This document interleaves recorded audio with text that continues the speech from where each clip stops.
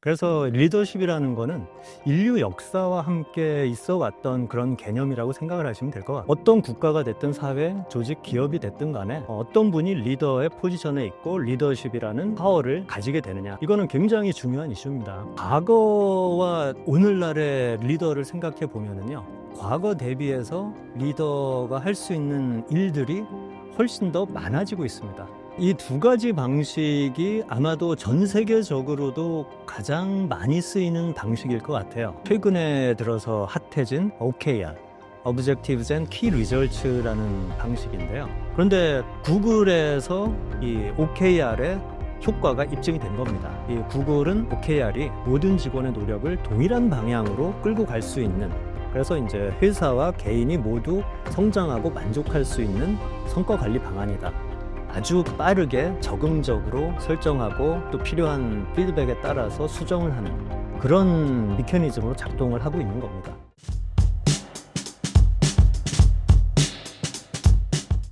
네, 안녕하세요. 서울대학교 경영대학에서 인사조직 분야로 가르치고 연구하고 있는 최진남이라고 합니다. 반갑습니다. 리더십이란 무엇인가요? 리더십에 대한 정의는 아마 지난 몇천 년간 수도 없는 사람들이 다양한 방식으로 정의를 내렸을 것 같습니다. 왜냐하면은 인간이 원시생활 시작하면서부터 사람 둘, 셋이 모이면 그때부터 누군가는 먼저 앞서 나가고, 또 부족이 생기면은 부족장이 생기고, 추장도 생기고, 좀 나라가 커지고 그러면은 제후, 왕, 이런 분들 생기고, 장군도 나오고요. 그래서 리더십이라는 거는 인류 역사와 함께 있어 왔던 그런 개념이라고 생각을 하시면 될 것 같고요. 그런데 최근 기업 조직 또 경영 환경에서 이제 리더십에 대해서 상당히 관심을 가지게 됐어요. 그래서 원초적인 측면에서 제후, 제왕, 장군 이런 분들이 아니고, 그러면 리더란 무엇인가? 이런 관점에서는 피터 드러커라고 경영학의 아버지, 매니지먼트의 구루라고 할 수 있는데요. 이분께서는 아주 다양한 여러 버전의 정의를 해주셨지만은 초간단 정의로 팔로워를 가진 사람은 리더다, 이렇게 말씀하시기도 했습니다. 그렇지만은 수많은 리더십 학자들이 이 리더십의 구성 요소들을 다양하게 파악을 하면서 결국은 리더가 다양한 일들을 하는데, 우선은 이제 비전을 설정을 하죠. 그리고서는 그 비전을 구체화시켜서 어떤 식으로 전략적인 방향을 설정한다. 그리고 그 전략을 달성하기 위한, 비전을 달성하기 위한 리소스들을 확보하고, 그런 다음에 이제 구성원들에게 이 목표를 공유를 하죠. 그러고서 이제 목표 달성을 위한 동기부여, 목표, 성과 관리, 이런 다양한 것들을 포함하는, 그래서 이제 어떤 부분들을 하이라이트 하냐에 따라서, 또 어떤 측면의 리더십을 강조하느냐에 따라서 수없이 많은 리더십 정의가 있었습니다. 그렇지만은 제가 이번에 소개하는 이 책에서는 아주 간단하게 조직 성과 창출을 위한 사회적 영향력의 행사, 이렇게 정의를 했습니다. 근데 조직 성과 창출을 위한 사회적 영향력의 행사라는 상당히 간단한 정의지만은 이 안에는 다양한 개념들이 포함되어 있다고 생각하셔야 될 것 같아요. 우선은 조직 성과라는 개념이 그렇게 녹록지가 않습니다. 왜냐하면은 조직의 어떤 위치에 있느냐에 따라서, 그리고 조직의 단계가 어느 단계에 있느냐, 그리고 어떤 인더스트리에 있느냐에 따라서 조직 성과라는 것이 상당히 많은 함의를 가지고 있거든요. 그래서 이게 그냥 단순히 돈을 벌어야 되겠다, 재무 성과 창출일 수도 있는 거고요. 혹은 스타트업이다, 그러면은 시장 창출, 혹은 새로운 기술 창출, 신사업 개발, 이런 걸 수도 있고요. 아니면은 순수하게 영업 지점단이라면은 고객 수를 몇 명을 달성하겠다, 마켓 쉐어를 어느 정도 달성하겠다, 이런 걸 수도 있고요. 혹은 인간적인 관점에서 직원들의 웰빙, 만족을 올려야 되겠다, 이런 것들일 수도 있기 때문에 조직 성과라는 개념 자체가 상당한 정도로 이 컨텍스트 스페시픽, 그러니까 상황에 따라서 달라지는 개념이고요. 그래서 어떤 성과를 추구할 거냐, 이거 자체가 어떻게 보면은 리더십 입장에서는 가장 중요한 과제일 수도 있는 겁니다. 리더로서 추구하는 목표, 달성하고자 하는 아이디얼이 무엇인가. 그게 이제 첫 번째 부분이고요. 두 번째로 사회적 영향력이라는 거는 결국은 피터 드러커도 리더라는 거는 팔로워가 있는 사람이다라고 얘기를 했는데 이 팔로워에 대한 영향력, 물론 이 팔로워가 굳이 뭐 부하 직원일 필요는 없습니다. 동료일 수도 있고요. 어떻게 보면 또 상사나 윗분들에 대한 사회적 영향력일 수도 있거든요. 그런데 이분들의 마음속에 있는 동기일 수도 있고, 뭐 가치체계일 수도 있고, 노력 정도일 수도 있고요. 세계관일 수도 있고, 이런 다양한 방면에서 타인의 같이 일하는 분들의 이 마음속에 어떤 것들을 움직임으로써 이 성과를 창출해내는 그런 것들이 리더십이라고 할 수가 있겠습니다. 그래서 여기에 이어서 이제 리더십이 왜 그렇게 중요한가? 뭐 이런 질문을 하실 수 있을 텐데요. 물론 지난 수천 년간의 역사를 보면은 사실은 역사서에 기록되어 있는 모든 사항은 결국 리더의 이 히스토리라고 할 수 있을 것 같아요. 제왕이 됐든 제후가 됐든 장군이 됐든 뭐 대통령이 될 수도 있고요. 그래서 어떤 분이 리더가 되느냐? 뭐 요즘 세계적으로 참 이슈가 되는 게 미국의 이 트럼프 대통령이잖아요. 그러니까 아마도 트럼프 대통령이 아니고 작년 미국 대선에서 11월 대선에서 만약에 해리스 이분이 이제 그 여성분이 대통령이 됐다. 그러면 지금 우리가 살고 있는 세상 또 우리나라 기업들이 접하고 있는 사업 환경은 너무나도 다르겠죠. 그래서 어떤 국가가 됐든 사회, 조직, 기업이 됐든 간에 어떤 분이 리더의 포지션에 있고 리더십이라는 이 파워를 가지게 되느냐. 이거는 굉장히 중요한 이슈입니다. 그래서 흔히 나오는 얘기죠. 똑같은 팀이었는데 리더 하나 바뀌니까 완전히 다른 팀이 됐네. 흔히 뭐 스포츠 뭐 이런 데서 어떤 뭐 농구팀, 어떤 야구팀이 만년 꼴찌 하다가 어떤 분이 딱 감독하시니까 갑자기 이분이 뭐 저희 세대 때 많이 봤던 뭐 공포의 애인 구단 뭐 이런 만화에 나오는 것처럼 갑자기 뭐 분발해서 엄청난 포텐셜을 숨어있던 잠재력을 발휘하게 된다. 이런 상황인 거죠. 저희 비근한 예로는 비근한 건 아니네요. 벌써 20년이 넘었으니까 대한민국에서 월드컵 신화 4강 신화였죠 아마. 그때 히딩크라는 분이 감독을 하셨었는데 이런 식으로 어떤 기업이든 어떤 팀이든 누가 이 헤드, 리더십, 뭐 디시전 메이킹 포지션에 있느냐 이거는 상당히 중요합니다. 그래서 기업 경영, 조직 관리에 있어서도 보통 저희가 경영의 신이라고 생각하는 일본의 마츠시타 고노스케 아니면 이나모리 가즈오 아마도 미국으로 가서는 이제 경영의 신이라고 하면은 아마도 잭 웰치나 아니면은 스티브 잡스 뭐 요즘 이제 조금 이상한 행동도 하지만은 뭐 일론 머스크 이런 분들이 이제 경영의 신 뭐 이런 걸 텐데 그런 분들이 어떻게 보면은 기업 경영에서의 강력한 리더십을 발휘해서 기업도 바꾸고 세상도 바꾸고 뭐 이러는 거죠.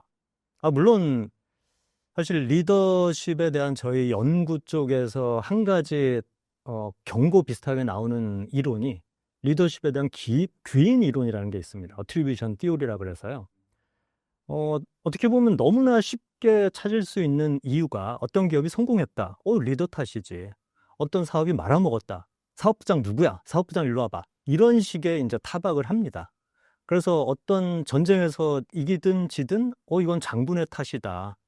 그래서 너무나 쉽게 모든 일의 성패에 대해서 기업의 성공과 실패를 모두 경영자, 뭐 사업부장 이런 식으로 이제 쉽게 설명을 하려는 경향이 있습니다. 그래서 약간은 과잉 귀인 뭐 이런 성향도 있는 거는 맞습니다. 그럼에도 불구하고 절대적으로 리더가 기업이나 조직, 팀의 성과에 아주 강한 영향을 미치고 있는 것은 사실입니다. 이런 것들은 저희 이제 연구를 통해서 경험적으로 발현되고 있는 거고요.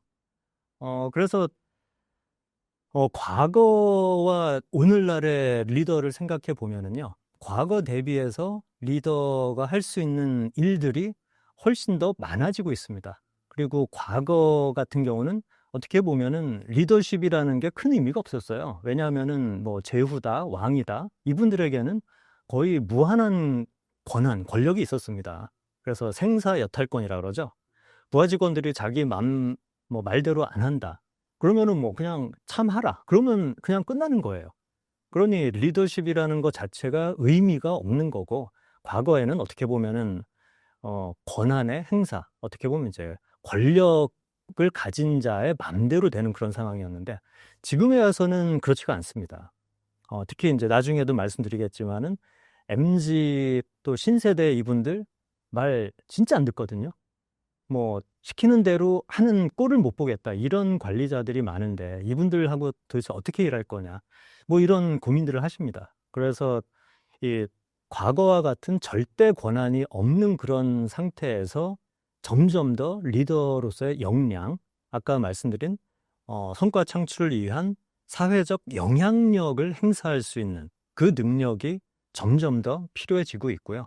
그게 과거 대비 쉽지가 않다는 거죠. 그래서 과거같이 뭐 생사 역탈권 가지고 아주 하드 파워로 하는 게 아니라 소프트 파워로 구성원들에게 뭔가 설득을 하고 이분들과 함께 성장해 나가고, 그러면서 이 직원들의 웰빙, 만족, 성과 이런 것들을 끌어낼 수 있는 분이 바로 리더라는 거죠. 그래서 또 리더가 직원들에게 특히나 중요한 게, 보통은 이분들이 몇만 명이 되는 조직에 가더라도 결국은 그 회사에 가서 일을 하는 거는 자기 팀장, 직속 상사, 아니면 담당 임원들하고 일을 하는 겁니다.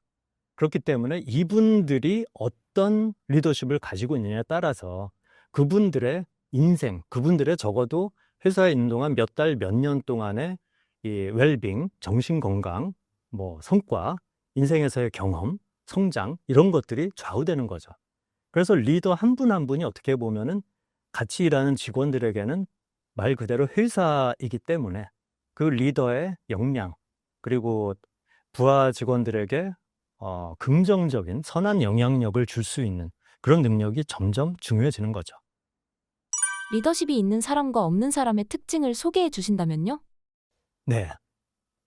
사실 리더십이 어떤 요건을 필요로 하느냐, 그러니까 키 석세스 팩터라고 할 수 있겠죠. 그리고 어떤 리더가 좋은 리더냐, 훌륭한 리더냐, 이런 거에 대한 연구는 아마도 지난 몇천 년간 있었던 것 같아요. 위인전을 쓴다거나 아니면은 뭐 사기, 뭐 이런 열전에 보면은 어떤 군왕이 훌륭하다, 뭐 이런 얘기들, 뭐 어떤 리더가 어떤 걸 해서 뭐 성공을 했다, 이런 얘기들이 많이 나오는데, 그래서 리더십을 체크할 수 있는 그런 뭐 진단 도구도 너무나 많이 나와 있습니다. 그렇지만은 뭐 그런 무수히 많은 진단 도구에 있는 내용들을 제가 다 주워 삼길 수는 없고, 그래서 이제 저희 학계에서 생각하는 리더의 특징, 뭐 이런 것들을 간단하게 말씀을 드리면은요.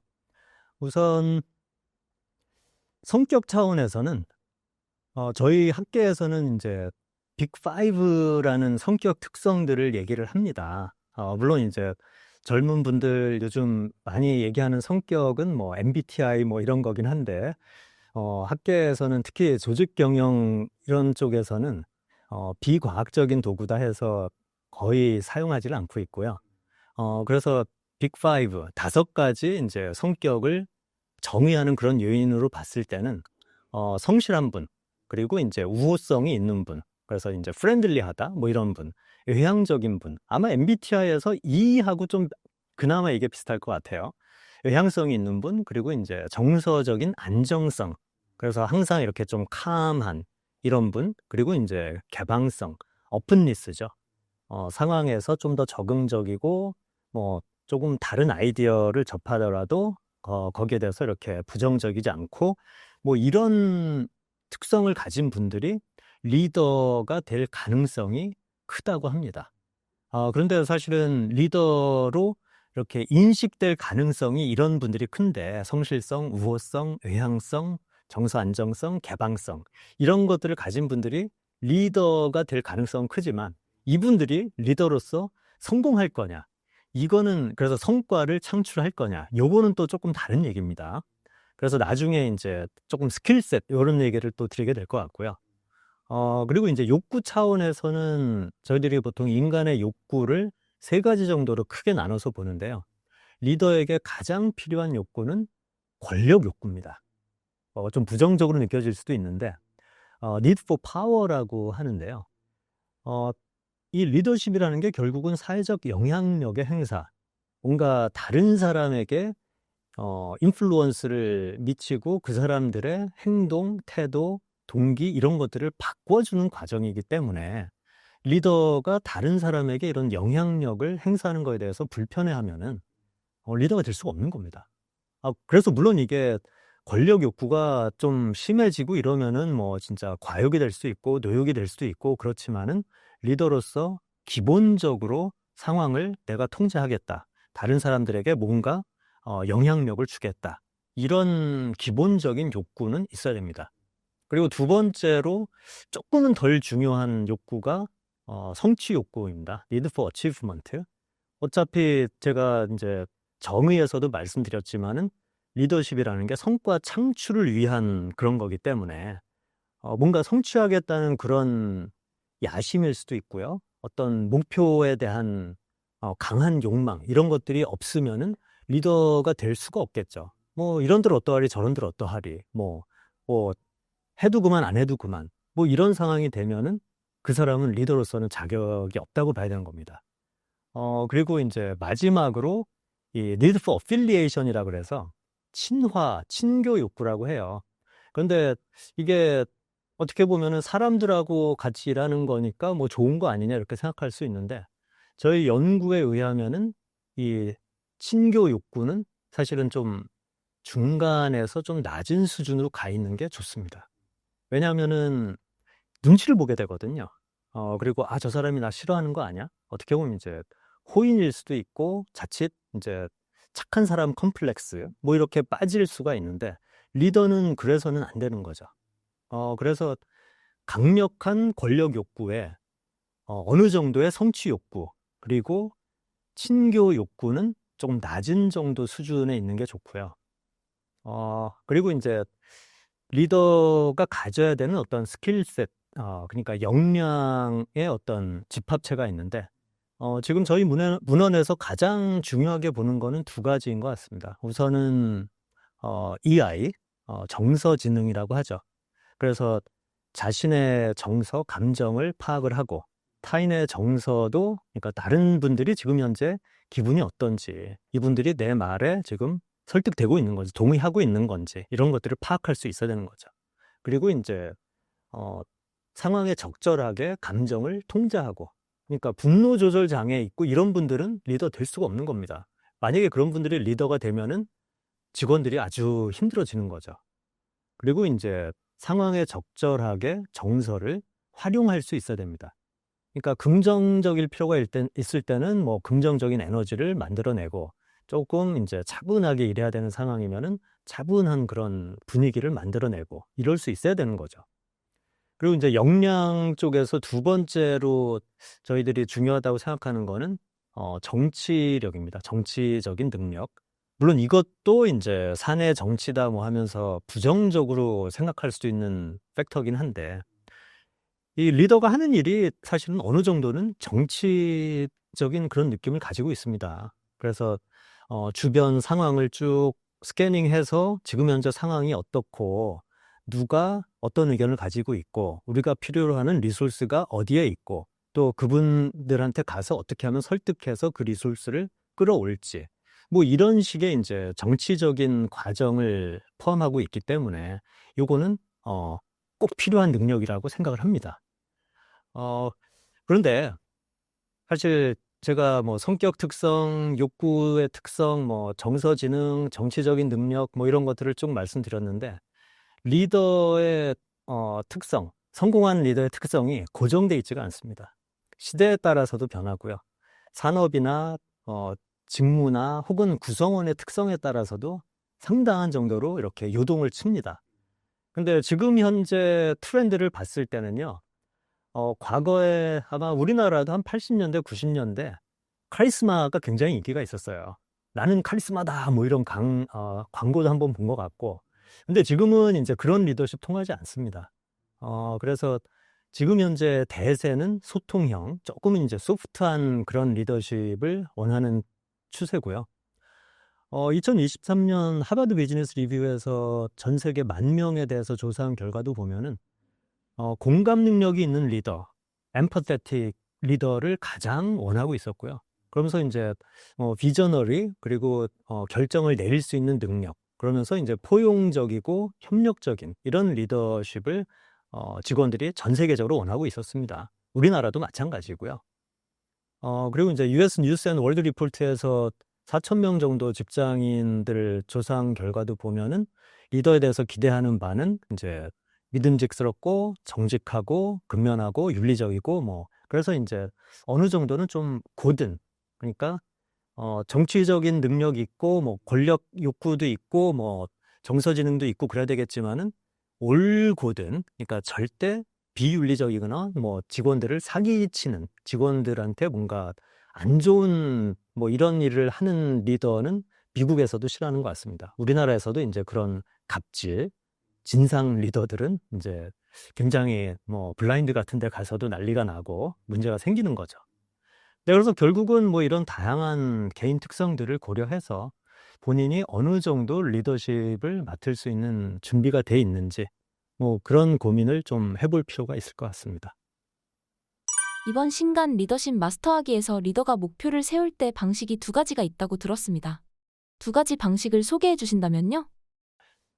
이 2가지 방식이 아마도 전 세계적으로도 가장 많이 쓰이는 방식일 것 같아요. 첫 번째가 이제 MBO, Management by Objectives라는 거고요. 2번째 방식이 최근에 들어서 핫해진 OKR, Objectives and Key Results라는 방식인데요. 이 책에서도 얘기하고 있지만은 일단 리더십에 제가 생각할 때 정의 자체가 성과 창출입니다. 그 성과가 뭐냐는 뭐 상황에 따라서 다르겠지만은, 그래서 목표 달성, 성과 창출, 이 부분이 리더의 핵심이기 때문에 이 부분을 잘해야 되는데요. 그런 면에서 이제 피터 드러커도, 이 경영학의 아버지라고 하는 이분도 재무 성과를 기업에서 꼭 필요한, 사람에게 꼭 산소와 같은 부분이 이제 재무적인 성과다. 그러니까 성과를 못 내는, 그러니까 실질적으로 돈을 못 버는 기업은 존재할 수도 없고 어떻게 보면 뭐 소멸할 수밖에 없는 뭐 그런 상태라는 거죠. 그래서 이 피터 드러커가 아마 1954년에 썼던 책인 것 같은데요. The Practice of Management라는 책에서 이 경영의 실제라는 아마 39권 정도의 책 중에서 가장 임팩트가 있는 책인데, 이 책에서 MBO를 제시를 하고 있습니다. 그리고 이 MBO가 나중에 이제 저희 조직 경영 분야에서 로크나 뭐 이런 사람들이 이제 골 세팅 티오리, 그래서 이제 목표 설정 이론을 갖다가 붙이면서 왜 MBO가 효과적인가? 사람들은 성과를 내려고 할 때, 어떤 행동을 할 때 목표가 없는 것보다는 목표가 있는 게 좋고, 또 그 목표가 구체적이고 달성 가능하고 뭐 어느 정도는 챌린징하고 이런 경우에 가장 높은 성과를 낸다. 뭐 그래서 이제 이 MBO가 대세가 된 건데요. 처음에 피터 드러커가 MBO를 제시했을 때 MBO의 구성 요소가 뭐 여러 가지 있었습니다. 우선은 목표가 구성원들의 참여를 통해서 목표 설정을 하고 자율적으로 실행을 하면서 거기에 대해서 이제 주기적으로 피드백을 줘서 성과에 대한 조정이 일어날 수 있게. 뭐 이분 스스로도 피드백만큼 성과 창출에 도움이 되는, 성과에서 영향을 줄 수 있는 그런 팩터도 없다. 그래서 이제 이분 스스로가 피드백을 굉장히 강조를 했었고요. 그러다 보니까 이제 MBO에서는 이런 흔히 얘기하는 스마트 골을 굉장히 강조해 왔습니다. 그러니까 목표를 설정해야 된다. 그런데 이 스마트라는 게 구체적이고 측정 가능하고 달성 가능하고 업무 관련성, 그러면서 시간 제한이 있는 이런 목표를 내면은 이 직원들의 퍼포먼스가, 성과가 쭉 올라갈 거다. 뭐 이런 이제 아이디어였는데, 이게 실제 기업에 적용이 되면서 원래 얘기했던 이런 participatory goal setting, 그러니까 직원들을 처음부터 이렇게 참여시키고 이분들이 또 하고 싶어 하는 방식의 목표를 제시하고 자율적으로 수행을 하면서 거기에 피드백을 주고 이런 게 아니고, 결국은 이제 통제를 위한 수단으로 좀 많이 조금 이제 악용이 된 거예요. 그래서 이제 원래 의도와 달리 보통은 이렇게 탑다운으로 목표가, 그러니까 사업부, 아니, 그러니까 회사가, 전체 회사가 이러니까 100을 해야 되니까 각 사업부는 뭐 2개 있으면 50씩 니네 무조건 해. 그 다음에 사업부 밑에 뭐 팀이 뭐 5개 있다. 그럼 니네는 10씩 해야 되는 거야. 이런 식으로 그냥 캐스케이딩을 하죠. 위에서 탑에서 만든 목표를 기계적으로 이렇게 뿌리고 이 목표를 무조건 달성해야 된다. 그리고 달성을 못하면은 이제 페널티 들어가고 달성하면은 뭐 인센티브 주고 이런 식의 조금은 이제 통제적인 수단으로 변용이 됐어요. 그러다 보니까 이제 흔히 얘기하는 KPI, 키 퍼포먼스 인덱스, 뭐 수치 메꾸기에 이제 연연하게 되고 진짜로 도전적인, 학습적인, 자율적인 이런 이 성과 수행 행동들은 많이 약해진 거죠. 그래서 이거에 대한 어떤 뭐 대응일 수도 있고 어떻게 보면 원래의 MBO로 돌아가자 이런 의도에서 나온 게 제가 생각할 땐 OKR이었던 것 같아요. 그러니까 OKR이 어떤 거였냐면은 사실은 MBO에서 파생된 그런 개념입니다. 그러니까 앤디 그로브라고 이분도 뭐 아마도 잭 웰치만큼이나 경영에서 미국의 경영의 신 중에 한 분일 것 같은데 이분이 젊을 때 피터 드러커의 글을 읽고서 감동을 받았어요. 그래서 이제 이분이 인텔 CEO를 하시면서 인텔의 MBO는 원래의 MBO 피터 드러커가 얘기한 그 스타일로 가겠다. 그러면서 이제 인텔 MBO 혹은 IMBO라고 시작을 한 겁니다. 그래서 이분이 하이 아웃풋 매니지먼트라는 책에서 이 부분을 자세히 기술을 하고 있어요. 그런데 이제 처음에 인텔 MBO, IMBO로 시작을 했다가 나중에 조금은 차별화를 하기 위해서 이 objectives, MBO의 끝자, 그리고 이제 objectives를 이 핵심 결과, 키 리절츠로 이렇게 분화시켜 나가는 그 과정을 강조하면서 이 IMBO가 OKR이 된 거죠. 그래서 인텔에서 굉장히 활성화됐다가 이 OKR이 존 도어라는 분이 인텔에 입사해서 앤디 그로브한테 OKR을 전수를 받아요. 거기서 이분이 나중에 벤처 캐피털리스트가 됩니다. 그래서 이분이 가장 대박을 친 벤처 캐피탈 투자가 구글이었습니다. 그래서 구글이 1998년 9월 4일이었나? 이때 생겼는데 한 1년 정도 안에 존 도어가 구글에 투자를 들어간 거죠. 그때 99년 당시에 구글에는 40명밖에 없었어요, 직원이. 근데 지금은 뭐 6만 명, 7만 명, 뭐 진짜 엄청난 세계적인 세계 최고의 IT 기업이 된 거죠. 지금 AI 쪽에서도 뭐 구글의 경쟁력은 막강하고요. 그런데 구글에서 이 OKR의 효과가 입증이 된 겁니다. 그래서 이 구글은 OKR이 모든 직원의 노력을 동일한 방향으로 끌고 갈 수 있는, 그래서 이제 회사와 개인이 모두 성장하고 만족할 수 있는 성과 관리 방안이다. 뭐 이런 평가를 내렸습니다. 그러다 보니까 이제 실리콘밸리의 다른 회사에서 당연히 따라가겠죠. 그래서 뭐 스포티파이, 트위터, 링크드인, 에어비앤비 뭐 다들 따라가고 있고요.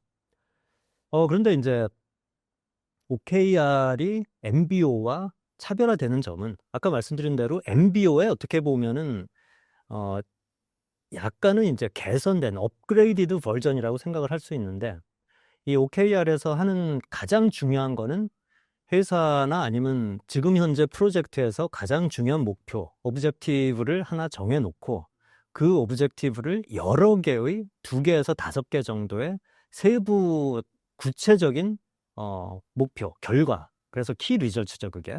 그래서 오브젝티브 하나가 있으면 키 리절츠가 2개나 3개로 이렇게 나눠집니다. 그리고 이제 5개까지. 그리고 이제 키 리절츠를 달성하기 위한 그 핵심, 이게 KPI 뭐 이런 거랑도 비슷할 텐데 이 달성 지표, 결과를 어떻게 하면은 우리가 달성할 수 있을까? 그거를 끌어내기 위한 구체적인 액션, 태스크를 또 몇 개로 이렇게 쪼개내죠.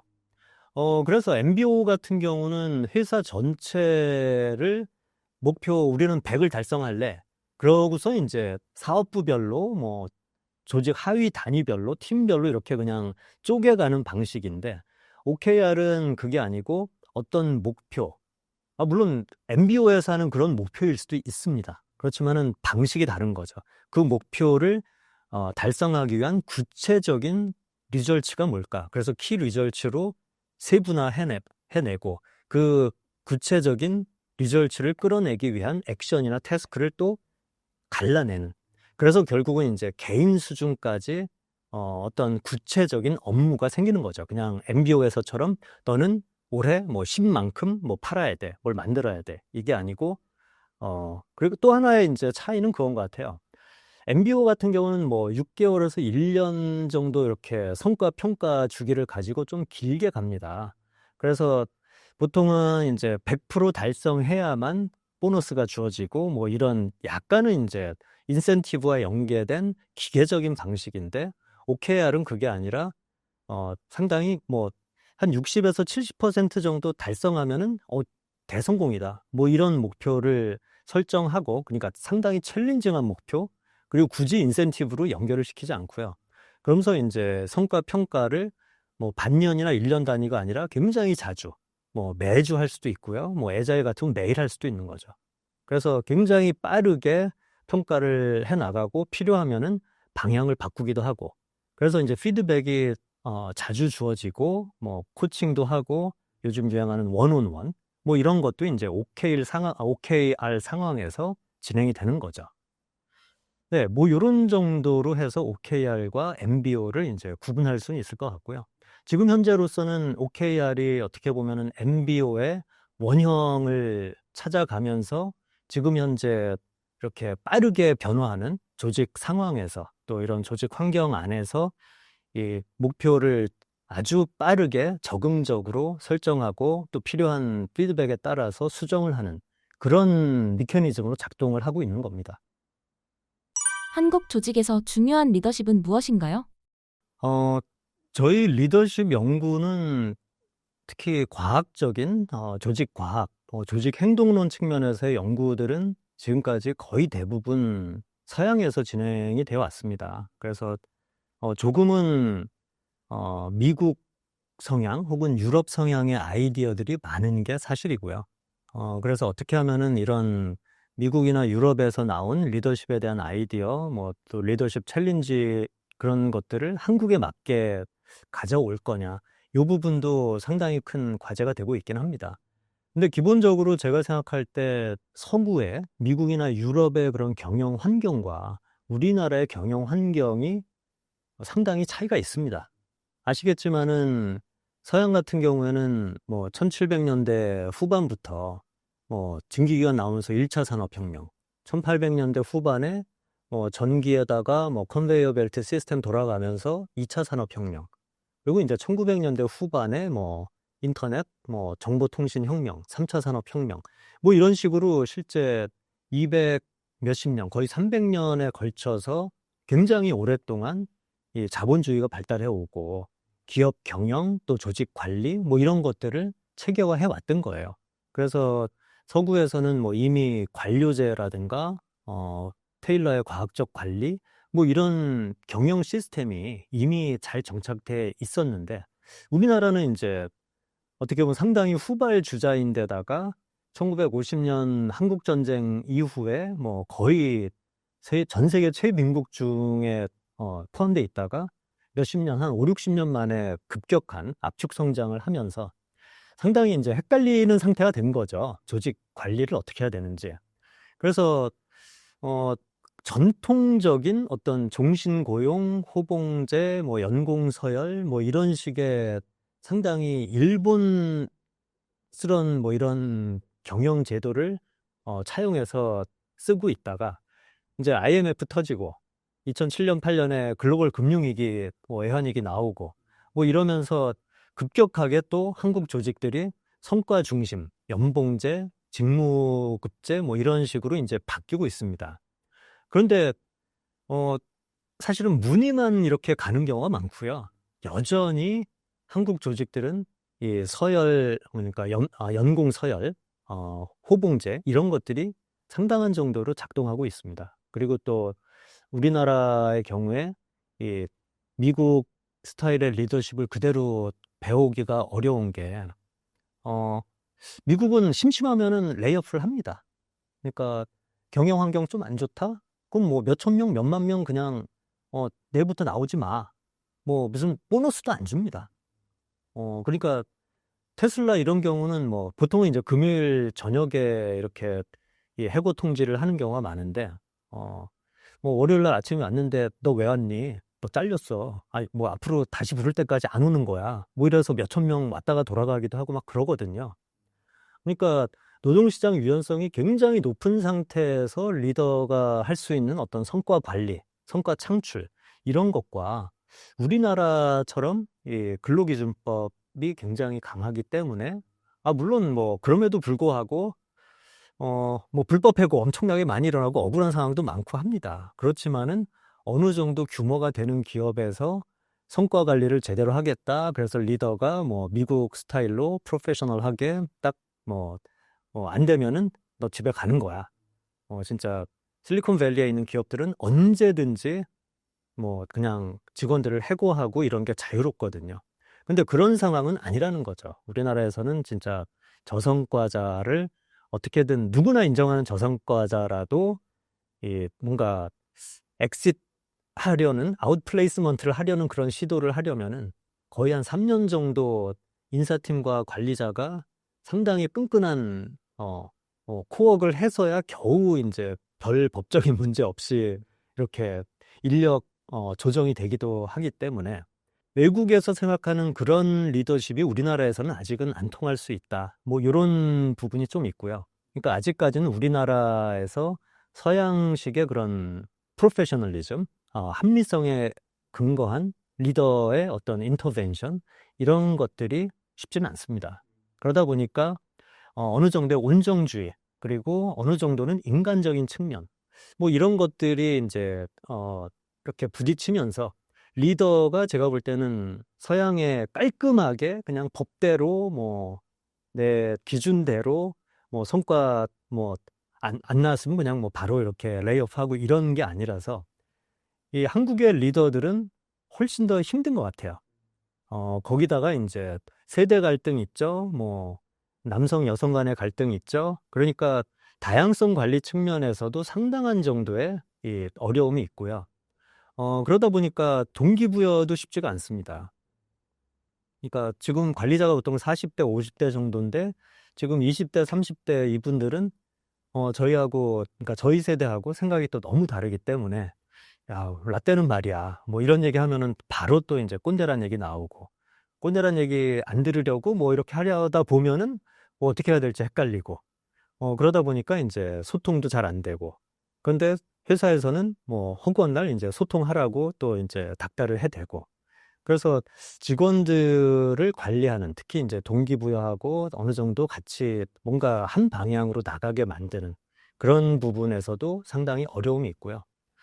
또 하나의 한국 리더들의 문제는 이겁니다. 변화가 너무 빨라요.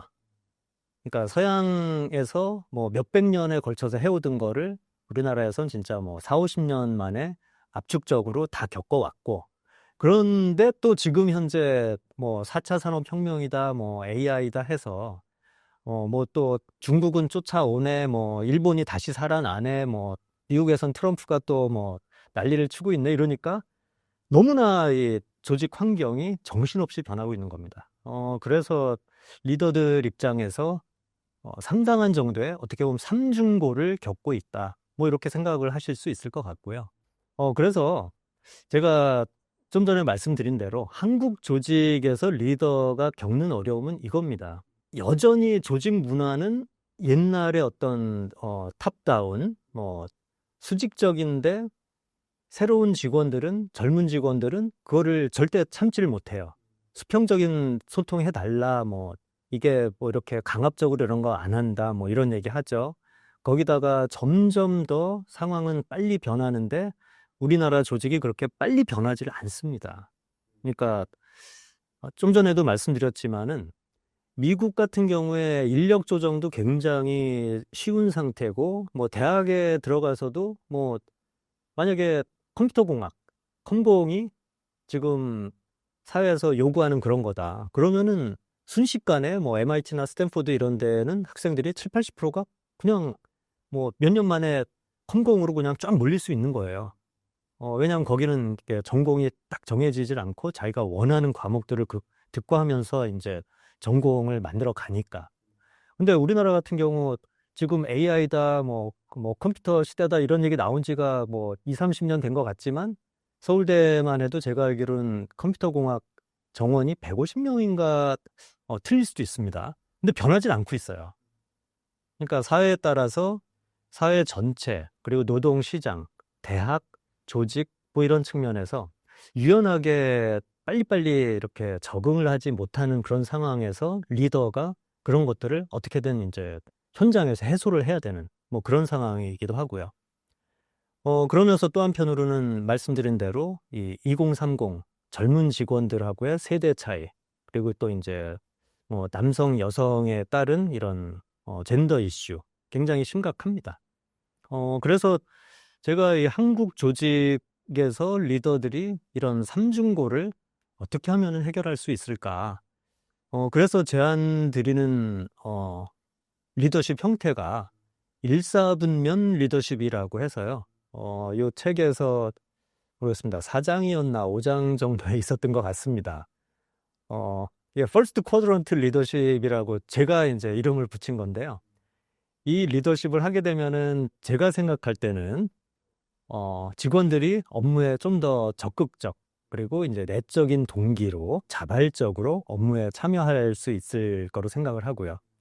팀 안에서 긍정적인 분위기를 만들어내면서 갈등이 완화되고 어느 정도 이제 팀 내 통합도 이룰 수 있을 것 같습니다. 그러면서 한편으로는 이제 팀원들이 긍정성, 자신감을 갖게 되면서 신속한 혁신, 그리고 리스크 테이킹, 뭐 이런 것들에 조금은 적극적으로 참여할 수 있지 않을까. 뭐 그런 기대를 하고서 이 일사분면 리더십을 이제 제안을 하고 있습니다. 근데 이 일사분면 리더십이라는 게 뭐냐 하면은요.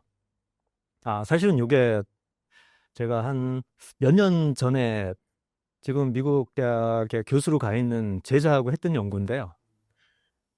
한국 조직에 가서 250명에서 300명 정도 직원들에게 물어봤습니다. 당신이 직장에 가서 이 팀에서 업무에 임할 때 어떤 정서를 느끼십니까? 그래서 저희가 정서를 네 가지로 구분을 했습니다. 그래서 한쪽 축이 X축이죠. 긍정적인 정서와 부정적인 정서. 그리고 이제 Y축이 에너지가 있는 활성화되어 있는 정서와 활성화되지 않은 에너지가 없는 정서. 이렇게 해서 이제 2x2로 네 가지 정서 경험을 나눠봤습니다. 그래서 일사분면에 가면은 긍정적인 에너지가 있는 정서니까 뭐 열정적이다, 흥분된다, 활동성이 높다, 뭐 이런 정서가 되고요.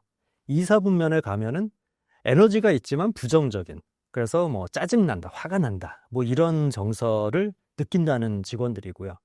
3, 4분면에 가면은 에너지가 없는 겁니다. 그러면서 이제 부정성이 있는 직원들이니까 이분들은 뭐 지치고 지루하고 슬프고 뭐 이런 정서를 느낀다는 거죠. 그리고 마지막으로 4, 4분면에는 긍정적인데 이분들은 에너지가 없습니다. 그러니까 릴렉스 된 거예요. 그냥 편안한 겁니다. 그냥 느긋한 거예요. 근데 이렇게 네 가지 정서 상태를 느끼는 직원분들이 과연 팀장님이나 그 상사가 봤을 때 어떤 성과를 내는지를 그 보스한테, 상사나 팀장이나 뭐 담당 임원한테 물어본 겁니다. 근데 물어보니까 아주 재밌는 결과가 나왔어요. 저희가 이제 연구를 하면서 예상했던 거는 당연히 일사분면에 있는 분들이 가장 높은 수행을 보일 거다. 적극적인, 그리고 뭐 창의성이 될 수도 있고, 뭐 보이스가 될 수도 있고, 그런 높은 성과를 보일 거다 했는데, 네, 맞았습니다. 그리고 이제 두 번째는 어딜까 생각했을 때 저희는 사사분면으로 생각을 했어요. 그래서, 긍정적이지만 뭐 에너지가 없더라도 그래도 긍정적인 분들이 좀 편안하게 뭐 직무 만족도 하고 그러면서 이제 일을 여유 있게 하실 거다. 그래서 근데 그게 아니고요. 이사분면에 계신 분들이 특히 이제 창의성 측면에서는, 그러니까 이 얘기를 저희 서울대 경영대 교육받으러 오시는 경영자분, 관리자분들하고 이렇게 얘기를 해보면은, 맞다고 하시는 분들이 꽤 많습니다. 조직에 대해서, 지금 현재 업무 상황에 대해서, 아니면 서비스에 대해서, 야, 이거 아니지. 불만이 있는 분들이 이 문제를 발견하고 개선점을 찾아내고 그러기 때문에 이분들이 좀 더 적극적일 수 있다는 거죠. 그래서 저희도, 그렇겠다. 왜냐하면 데이터가 또 그렇게 나왔습니다. 그리고 이제 세 번째로 좋은 데가 그러면은 4, 4분면일까? 아니었습니다. 세 번째로 좋은 데는 3, 4분면이었습니다. 그래서 3, 4분면에 계신 분들은 특별히 좋거나 나쁘지가 않았어요. 그러니까 직무 성과에 특히 이제 창의성이나 적극적인 제안 뭐 이런 쪽에 별 영향이 없었습니다. 근데 의외로 가장 안 좋았던 게 4, 4분면이었거든요. 그래서 이거는 저도 참 조금은 놀라웠는데, 아무리 긍정적이라도 에너지 수준이 낮게 되면은 이분들은 어떻게 보면 이제 그냥 내비도 줘. 그러니까 모든 걸 내려놓으신 거죠. 건들지 마. 지금 편안한데 뭘. 그러니까 동기 자체가 없게 되는 게 아닌가. 그러니까 데이터는 그렇습니다. 그래서 지금 4, 4분면에 이렇게 가서 뭐 상황이 너무 좋아. 우리 직장 좋잖아. 좋은 직장이고 우리 리더도 너무 좋아. 날 피곤하게 하지 않고 그냥 이대로만 쭉 갔으면 좋겠어. 이런 분들이 어떻게 보면은 조직에는 가장 폐해가 될 수 있는, 사실은 3, 4분면만 해도 부정적인 효과는 없었어요. 근데 4, 4분면에 가면은 긍정적인데 에너지가 없는 이분들은 시켜도 안 합니다. 적극적으로도 안 하는데 리더가 뭘 해주세요? 지시를 내려도 그냥 무시한다는 거죠. 리더의 평가입니다. 그래서 한국 조직에서 좀 전에 말씀드린 그 리더의 삼중고, 그러니까 직원들의 동기부여가 어렵습니다. 세대차 이런 것도 있고요. 그리고 이 다양성 관리, 그러니까 세대 갈등이나 뭐 젠더 이런 것 때문에 힘듭니다. 그리고 이제 마지막으로 혁신, 뭔가 신속한 환경 적응 이런 것들이 어렵습니다 했을 때 리더가 직원들을 이 일사분면으로 있게 만들면은 최상의 조건이 되지 않을까라는 생각을 한 겁니다. 그래서 일사분면 리더십이라는 아이디어를 이 연구에서 이제 가져오게 됐고요. 그러면은 어떻게 하면은 일사분면의 직원들이, 그러니까 에너지가 있는 긍정성을 가지도록 할 수 있을까? 제가 그 부분을 좀 고민을 해봤는데, 그 부분에 대해서는 또, 미국, 그러니까 UC에 있는 그 동료 미국인 교수랑 했던 연구에서, 힌트를 얻을 수 있었습니다. 이 연구에서 이제 저희가 했던 게 뭐냐면은, 리더가 긍정성 혹은 부정성, 그러니까 기분이 아주 좋은 상태 혹은 굉장히 짜증나 있는 상태로 이 직원들과 멤버들과 이렇게 회의를 했어요. 딱 5분 했습니다. 그러고서는 이제 리더는 이제 밖으로 나가고 이 멤버들끼리 한 30분 정도 작업을 했어요. 같이 일을 했어요. 그런데 그 과정을 보니까 굉장히 긍정적인 해피한 상태로 이렇게 들어왔던 리더가 멤버들하고 단 5분 이렇게 회의를 하게 되면은 멤버들도 직원들도 같이 긍정적인 상태로 같이 올라갑니다. 그러고서는 이제 리더가 이렇게 빠지더라도 그 멤버들이 같이 30분 일을 하면서 점점 더 그 긍정적인 감정, 동기 이런 것들을 서로 강화를 해주더라고요. 그래서 이 과정을 보고서 저희가 이름 지은 게 이제 램프 모델이라는 거였는데요. 리더가 들어와서 액티베이트 해주면 그게 긍정이든 부정이든, 그러니까 부정적인 리더, 짜증나고 화가 난 리더가 들어오면은 5분 안에 멤버들도 다 이렇게 기분이 안 좋아지더라고요. 그러고선 그 화났던 리더가 나가더라도 멤버들끼리 같이 일하면서 회복을 못하고 그냥 계속 기분이 안 좋은 부정적인 상태에 머물러 있는 거예요. 그래서 리더가 액티베이트 하면은 멤버들은 그거를 서로 공유하고 프로포게이트 하는 거 아니냐. 이런 이제 결과를 낼 수 있었고요. 그런 면에서 결국은 리더가 이 직원들을 일사분면에 몰아놓고 싶다. 일사분면이 왜냐하면은 긍정적인 에너지가 있는, 그래서 이제 팀원들의 동기부여도 되고, 또 내부의 긴장이나 갈등도 뭐 그게 세대 갈등이든 젠더 이슈든 어느 정도 긍정성에 의해서 커버가 되고, 그러면서 이제 혁신, 환경 적응, 뭐 리스크 테이킹 이런 것도 잘 될 수가 있기 때문에 어떻게 하면은 일로 갈 수 있을까? 결국 이제 리더가 일사분면에 있으면 되겠다. 이게 현재로서 제가 가지고 있는 해답입니다. 그래서 이제 일사분면에 그 팀이나 조직을 가져다 놓으려면은 결국은 리더가 일사분면에 가 있으면 되는 거죠. 그래서 리더가 긍정 그리고 에너지 이런 거를 가지고 있는 상태에서 직원들과 인터랙션 하면은 일종의 이거는 거울 뉴런 이런 겁니다. 그래서 이제 보통 이 뉴로사이언스에서 뇌과학에서 나오는 결과인데요. 상대방을 보면서 비슷한 감정을 느끼고 따라하게 돼 있어요. 저희 심리학 쪽에서는 이거를 소셜 러닝 혹은 이제 관찰 학습이라고 하는데, 결국은 리더가 어떤 철학을 가지고 있든 어떤 가치관을 가지고 있든 어떤 동기를 가지고 있든 그것들이 그대로 멤버들에게 전파된다는 거죠. 그래서 최근에 이제 제가 또 다른 제자하고 하고 있는 연구에서는 리더가 이 지금 하고 있는 과업에 대해서 미닝풀니스, 의미가 있다고 생각을 하면은 그 일에 대한 어떤 의미 부여가 직원들에게도 바로 전달이 됩니다.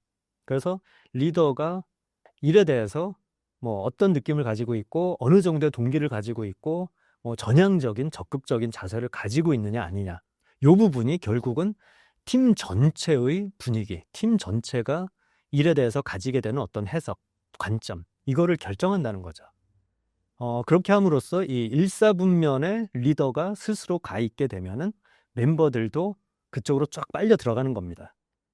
그래서요, 이런 연구 결과를 보면은요, 리더가 직원들을 보면서 가끔 이제 한숨 나올 때가 있죠. 야, 니네는 뭐 이렇게 젊은 애들이 희마리가 없냐? 뭐 일에 그렇게 열정이 없어. 뭐 이런 게 결국은 어떻게 보면 하늘의 침뱉기일 수 있다는 겁니다. 리더 스스로가 희마리가 없고 일에 대해서 의욕이 없기 때문에 부하 직원들도 그렇게 되는 겁니다. 이거는 꼭 어떻게 보면 집안에서 부모님이 애들한테, 자제분들한테 공부 열심히 해라, 뭐 인생은 뭐 이런 거지, 이렇게 얘기는 하면서 뭐 자기는 뭐 카우치 포테이토라고 보통 얘기하죠. 뭐 이렇게 소파에 앉아서 뭐 침 먹으면서 넷플릭스 정주행하고 있다. 그럼 애들이 뭐를 배우겠어요? 그런 식으로 조직에서도 리더가 어디에 있느냐. 그러니까 일사분면에 있는 리더면은 직원분들도 다 에너지가 있는 긍정성을 띠게 되는 겁니다. 그러면서 이제 좋은 성과가 나오는 거고요. 리더가 스스로 이사분면에 가 있다. 분노를 표출하고 뭐 까칠하고 아주 부정적인 에너지를 발산한다. 그럼 팀 전체가 그렇게 갈 수밖에 없는 겁니다. 리더가 마찬가지로 사사분면에 그냥 편안하고 뭐 인생 뭐 있어? 뭐 이런 식으로 이제 생각을 하고 직원들을 대한다. 직원들 다 거기에 같이 가는 겁니다. 왜냐하면 이제 제가 책에서도 썼지만은 직원들은 리더의 따라쟁이입니다. 마치 자녀들이 부모의 따라쟁이, 뭐 이렇게 거울 보고 하듯이 원숭이들이 따라하는 것처럼 부하 직원들 똑같습니다. 그래서 리더가 부하 직원들 탓하는 거는 결국은 본인을 돌아보지 않은 소치라고 할 수 있겠죠.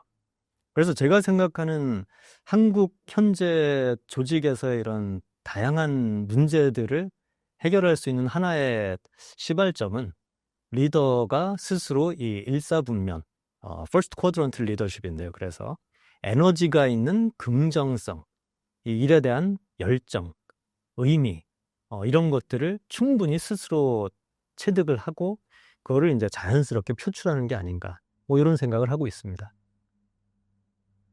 전통적인 한국 사회의 리더십 스타일은 지금도 유효하다고 보시나요? 네, 제가 초반에도 말씀드렸지만은 리더십의 기본적인 정의를 가치 창출을 위한 사회적 영향력의 행사라고 생각을 하면은요, 이 성과 창출, 그 방법은 사실은 수만 가지가 있을 수 있는 거죠. 그래서 지금 트렌드는 뭐 소통을 위한 또 어느 정도의 공감, 뭐 그리고 소프트한 파워, 뭐 이런 쪽으로 가 있긴 하지만 그럼에도 불구하고 이런 저희가 이제 전통적인 리더십이라고 하면은 보통 이제 지금 분들이 생각하면은 꼰대스럽다, 뭐 좀 지시적이다, 뭐 답정너다, 뭐 이런 뭐 마이크로 매니징, 뭐 이런 나쁜 쪽으로 생각을 하실 수도 있지만은 지금 현재도 그런 리더십이 작동할 수 있는 그런 여건들은 분명히 있습니다. 그래서 저희가 생각하는 전통적인 그런 리더십들이 무조건 나쁘다고 하시면 안 되고요. 이거는 저희 리더십 이론에서 이제 이 리더십 상황 이론, Situational Leadership Theory라 그래서 직원들의 상황에 따라서 직원들이 동기가 있느냐, 없느냐, 능력이 되느냐, 안 되느냐에 따라서 만약에 이제 능력도 안 되고 동기부여도 안 돼 있다 그러면은 리더가 조금은 강하게, 까칠하게, 지시적으로 마이크로 매니징 할 수밖에 없다. 뭐 이런 이론이 있거든요. 근데 물론 이제 그 부하 직원들이 구성원들이 충분히 능력도 있고 동기부여도 돼 있다. 그러면은 뭐 리더가 아주 편한 상태죠. 굳이 뭐 인터벤션 할 필요도 없고 뭐 그냥 알아서 해. 완전히 그냥 방임해도 되는 인파워링 리더십이 가능한 거거든요. 근데 똑같습니다. 제가 최근에 들은 이제 경영자 과정에서 이제 들은 얘기인데요. 한국의 꽤 유명한 대기업이었어요. 이제 이 대기업에서 이제 이 빠른 출시가 생명인 이런 시장인데요. 바이오시밀러를 하는 그런 기업이라고 하더라고요. 근데 이 바이오시밀러라는 거는 원래 제품의 특허가 만료되면은 어떻게든 빨리, 그러니까 시장에 1등으로 출시돼야 점유율이 잡히고 안 그러면은 이제 시장에서 쉽게 자리 잡기가 어렵다는 겁니다.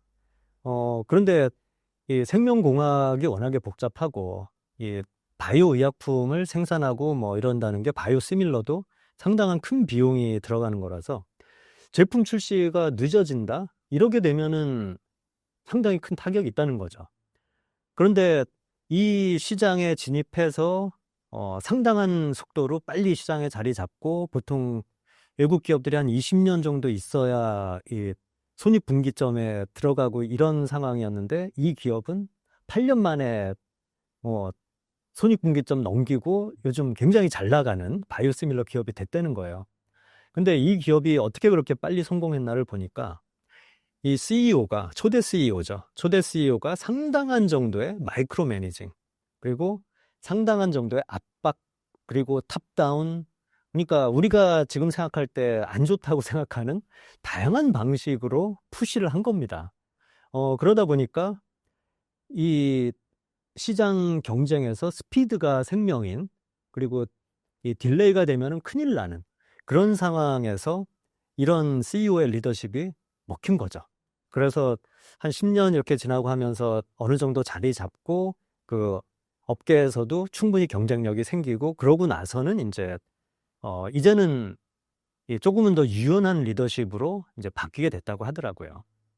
그래서 이렇게 경쟁이 치열하고 또 스피드가 중요하고 어느 정도는 답이 나와 있어서 어떻게든 이거를 빨리 임플리멘트 하는 게 중요한, 어떻게 보면은 꼭 군대나 어떻게 보면 뭐 파이어 파이팅 뭐 이런 상황일 수도 있는데 그런 경우에는 여전히 과거 스타일의, 우리가 보통 옛날 스타일의 리더십이라고 하는 그런 지시적인, 조금은 이제 전제적인 마이크로 매니징 하는 리더십이 뭐 먹힐 수도 있다.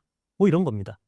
그래서 과거 그런 리더십 무조건 나쁜 거니까 이제는 무조건 뭐 소프트하게 뭐 소통하고 뭐 공감 능력이 최우선이 돼야 되고 이거는 아니라고 생각을 하고요.